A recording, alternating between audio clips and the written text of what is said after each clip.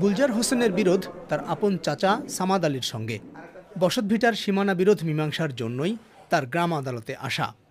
নারায়ণগঞ্জের রূপগঞ্জ উপজেলার দাউদপুর ইউনিয়ন পরিষদে তাদের নিয়েই বসেছিল গ্রাম আদালত। মাপজোক কইরা সীমানা নির্ধারিত করতে হইব।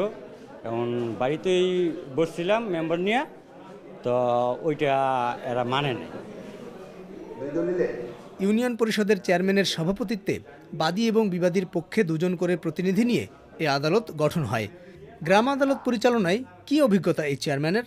আমার অভিজ্ঞতা থেকে আমি যতটুকু বুঝি যে আমাদের সমাজ ব্যবস্থার কিছু মানুষ আছে যারা মুখোশধারী প্রভাবশালী, তারা যেগুলো মেকানিজম করে কৌশলী যে ঘটনাগুলো সৃষ্টি করে সেগুলো মীমাংসা করা অনেক সময় সম্ভব হয় না, কারণ আমাদের তো ততটুকু ক্ষমতা, ওদেরকে ধরার মতো ক্ষমতা সামর্থ্য তো আর আমাদের নেই। ইউনিয়ন পর্যায়ে গ্রাম আদালত গঠনের উদ্দেশ্য হচ্ছে গ্রামে গঞ্জে সাধারণ মানুষের ছোটোখাটো বিরোধ বা বিবাদ মীমাংসা করা। বাংলাদেশে গ্রাম আদালত প্রতিষ্ঠার বিষয়ে প্রথম অধ্যাদেশ হয়েছিল 1976 সালে এবং 2006 সালে প্রথম আইন হয়, যেটি সংশোধন হয়েছে 2013 সালে। আইন অনুযায়ী সর্বোচ্চ 75,000 টাকা পর্যন্ত মূল্যমানের ফৌজদারি ও দেওয়ানি বিরোধ নিষ্পত্তি করতে পারে গ্রাম আদালত। জমি নিয়ে বিরোধ, মারামারি, ছোটোখাটো ঝগড়া বিবাদ, দ্বন্দ্ব কলহ মেটানোর জন্য প্রচলিত আদালতে না গিয়ে সুরাহা করতেই এই ব্যবস্থা। যদিও স্থানীয় সরকার বিশেষজ্ঞ ডক্টর তোফায়েল আহমেদ গ্রাম আদালত ব্যবস্থার কিছু দুর্বলতা দেখছেন। নির্বাচন করেছেন ইউনিয়ন পরিষদের চেয়ারম্যান হয়ে, এলাকার উন্নয়ন সাধন করবেন, এলাকার মানুষের সেবা দিবেন, সেজন্য বিচার সেবা দেওয়াটা কিন্তু এই সেবার অন্তর্ভুক্ত নয়। এই ভিলেজ আদালতের উপরে কোর্টের কোনো রকমের সুপারভিশন নেই। সংবিধানের 22 অনুচ্ছেদে বিচার বিভাগ শাসন বিভাগ পৃথকীকরণের যে বিধান, এক্ষেত্রে লঙ্ঘিত হয়েছে চরমভাবে। কারণ ইউনিয়ন পরিষদ সহ সকল স্থানীয় সরকার পরিষদগুলো নির্বাহী বিভাগের অন্তর্গত, তো ওদের ওখানে বিচার দেওয়া যায় না।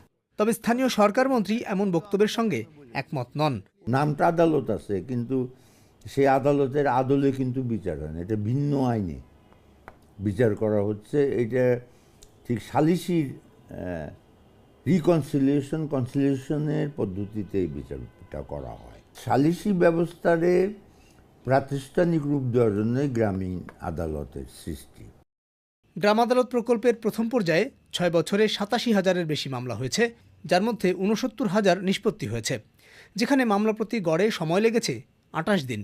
অথচ একই সময়ে প্রচলিত আদালতে একটি মামলা নিষ্পত্তির সময় লাগে প্রায় 5 বছর। গ্রাম আদালত প্রকল্প এগিয়ে নিতে অর্থ সহায়তা দিচ্ছে জাতিসংঘ উন্নয়ন তহবিল এবং ইউরোপীয় ইউনিয়ন। গ্রাম আদালত এই সিস্টেমে কিন্তু এটা ইউনিক, গ্লোবালি ইউনিক। টার্মটা নিয়ে অবশ্য বেশ একটু ডিবেট চলছে যে আসলে এটাকে তাহলে আমরা আদালত বলবো কিনা। আমার পার্সোনাল অপিনিয়ন হবে সেক্ষেত্রে এটাকে আদালত না বলে অন্য কিছু হয়তো বলা যেতে পারে, কিন্তু এই মেকানিজমটা যে ফর্মে আছে এটা চেঞ্জ করা বোধহয় ঠিক হবে না। এদিকে ইউনিয়ন পরিষদের চেয়ারম্যানরা এখন নির্বাচিত হন দলীয় প্রতীকে। গ্রাম আদালত ব্যবস্থার সমালোচনায় নতুন নির্বাচন ব্যবস্থাকেও সামনে আনছেন ডক্টর তোফায়েল আহমেদ। যিনি দলীয় মনোনয়নে নির্বাচিত হয়েছেন, তার পক্ষে এটা কোর্টের যে নিরপেক্ষতা রেখে কাজ করা ডিফিকাল্ট। কোনো সুপারভিশন ছাড়া, কোনো যোগ্যতা ছাড়া এটা রাজনৈতিক ব্যক্তির হাতে একটা কোর্ট তো যেতে পারে না। উন্নয়ন সহযোগীদের পর্যবেক্ষণে গ্রাম আদালত স্বল্প সময় ও অল্প খরচে সাধারণ মানুষের বিরোধ মীমাংসার সুযোগ সৃষ্টি করেছে। তবে এই ব্যবস্থা নিয়ে সমালোচনার জায়গাগুলোতেও তারা নজর রাখছে। এই ফেজ শুরু হয়েছে এবং পলিটিক্যাল প্রতীক নিয়ে তারা নির্বাচিত হয়েছেন। আমরা আসলে খুবই ক্লোজলি অবজার্ভ করছি এবং ডাটা কালেকশনও করছি যে এই ধরনের সিচুয়েশন কোনোরকমভাবে আসে কিনা। আমরা এখনও পর্যন্ত পাইনি, তবে আমরা এটা খুব ক্লোজলি অবজার্ভ করছি। গ্রাম আদালতে গুলজার হোসেন বনাম সামাদ আলীর মামলার মতো অনেক বিরোধী হয়তো মীমাংসা হচ্ছে, কিন্তু বিচার সংশ্লিষ্টদের মতে প্রকৃত অর্থে ন্যায় বিচার প্রতিষ্ঠায় উপজেলা পর্যন্ত প্রচলিত আদালতের কার্যক্রম সম্প্রসারণ করা জরুরি, যেটি 80-র দশকে বাংলাদেশে শুরুও হয়েছিল। আবুল কালাম আজাদ, বিবিসি বাংলা।